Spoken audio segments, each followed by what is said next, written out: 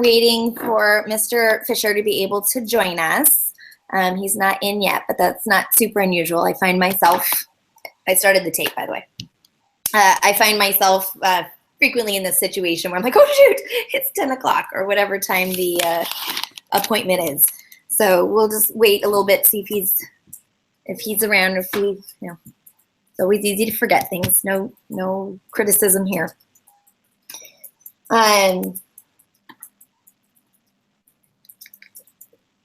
Annalisa or anybody else that's not watching, have any questions about Common Core? Anything you want to just ask? All right. Which is fine. If you want, I will send you,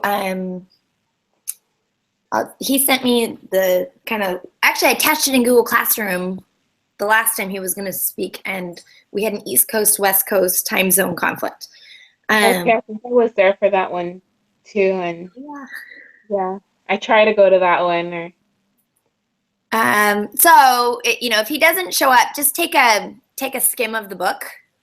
So go to Google Classroom and just find it from last time. So it's a PDF that's attached on there, and then you can count that as the workshop. I'm not telling you to read it.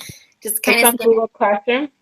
Yeah, so if you go into the Google Classroom, I just do a Control F find for Fisher. Now you got to like scroll a whole bunch before you do a find, because you have to load them up. So what I do is I just scroll, and then I do Control F, and I just type in Fisher, F-A-S-H-E-R, and that should come up, the workshop. And so I had a bunch of stuff attached on there. So one of them is the working copy of his book. Okay, I remember what Core. Yeah. So just, if he doesn't show up, just take it so they can, for the workshop credit.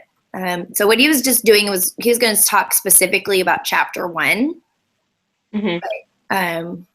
But just, again, you don't have to read it, just skim it and see if you can find a few nuggets that are useful to you. And then feel free to ask me questions or post stuff on Google Plus or whatever.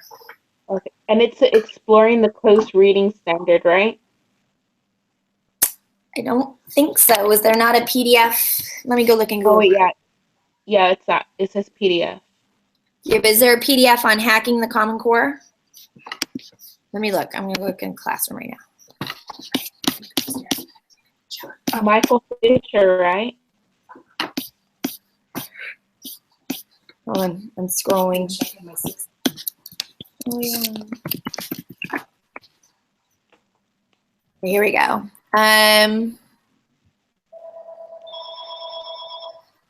Yeah, it might be that. The proof copy. Yeah. Okay, yeah. Let me scroll down here.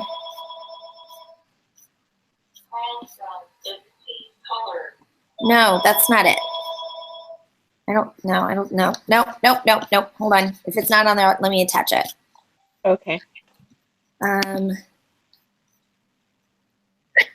Phew. Okay, hold on. Let me go to my email and download it.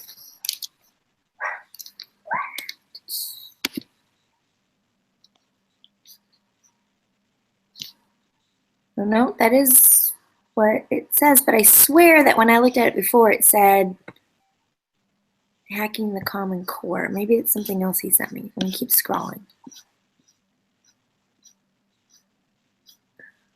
Oh yeah, here it is. Okay, hacking Common Core. I'm gonna attach it now. I think I didn't attach it before because he's actually gonna print it as a book, and it makes me nervous. Yeah. To distribute stuff that people could, stick on the internet, and then, and it's somebody's property. Yeah. That's probably why I didn't. Sorry. Okay, hold on. Hacking Common Core. 32? Yeah, I'm attaching it to number 32. Because I can't say it right now. The same one. So if you refresh it, hold on, let me save. Yeah, 32. So if you refresh it, I've got this one on hacking the Common Core PDF.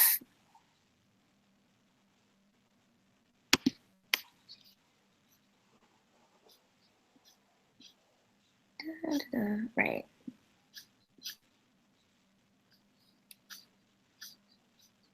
Okay, I got it. So like hack number 1, shift happens. Now, remind me, Emily, what are you going to teach?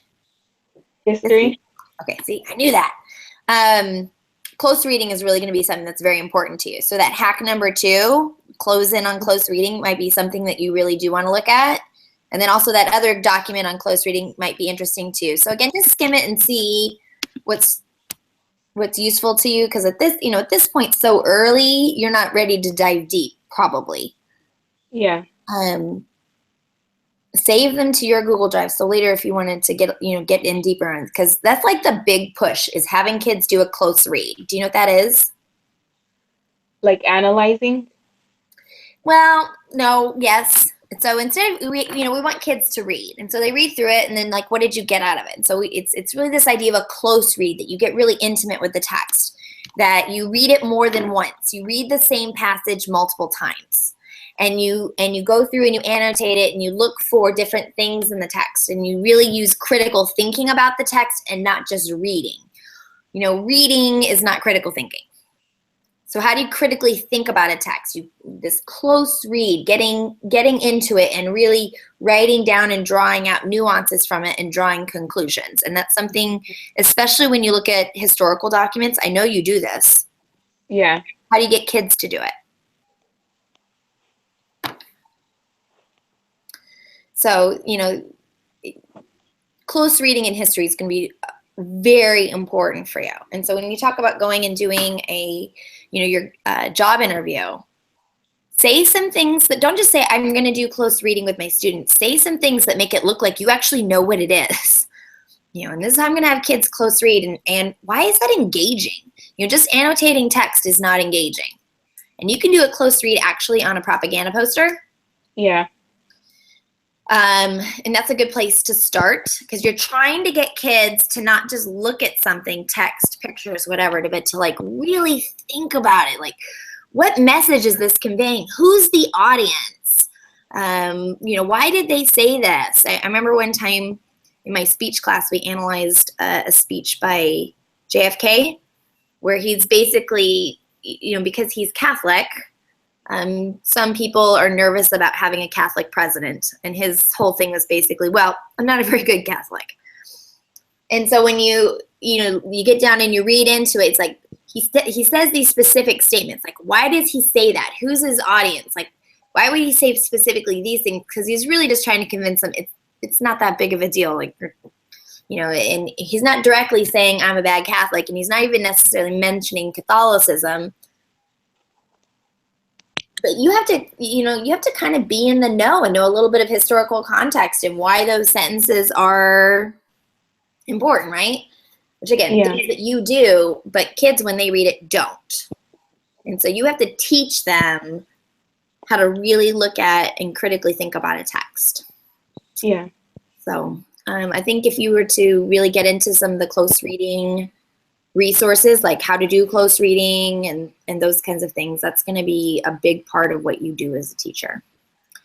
Okay, so I don't think he's going to show up. I think 10 minutes is long enough. Do you have anything else you want to kind of talk about, or? Do you want me to just kind of skim it and like tweet about it?